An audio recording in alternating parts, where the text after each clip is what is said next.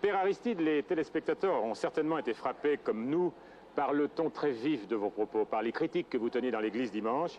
Et vous nous l'avez expliqué en parlant de l'immense attente du peuple haïtien, de son immense espoir, et que cela expliquait votre attitude. Alors, comment vous expliquez cet espoir, cette demande d'attente? Si le ton est vif, il traduit le courage du peuple haïtien de lutter pour une nouvelle Haïti.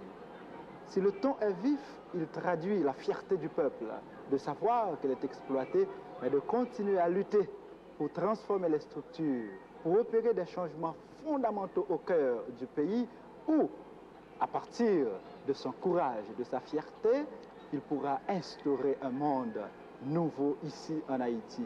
Autrement dit, en dépit de la mauvaise foi du gouvernement provisoire, en dépit de la corruption nationale et internationale, en dépit de ces structures monstrueuses qui exploitent le peuple, il sait qu'il pourra travailler pour changer, il sait qu'il finira par changer le pays. Voilà l'étoile de l'espérance qui brille aux yeux de l'Haïtien. Nous sourions, mais notre sourire n'est pas un sourire naïf, non. Ce sourire traduit la grandeur du peuple qui reconnaît ses limites, qui reconnaît son courage également.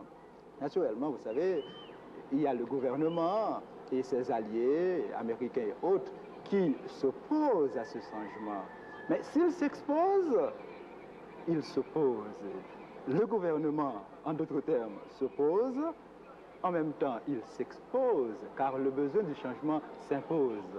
Autrement dit, le gouvernement s'oppose et s'expose à une situation explosive.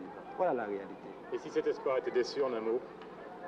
Eh bien, nous autres, après déception, nous allons encore de l'avant. Déception ou pas, nous continuons à lutter. Au moins, nous aurons la fierté de mourir debout et ne pas mourir à genoux. C'est ça le peuple haïtien.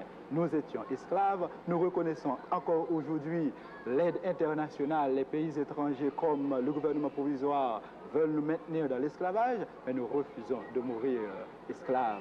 Il faut mourir libre. Mourir libre veut dire je donne mon sang pour irriguer la terre haïtienne. Je donne ma parole, moi-même, qui deviendra, si vous voulez, mon corps deviendra une espèce d'engrais pour alimenter le pays, pour alimenter tout un peuple. C'est ça notre fierté.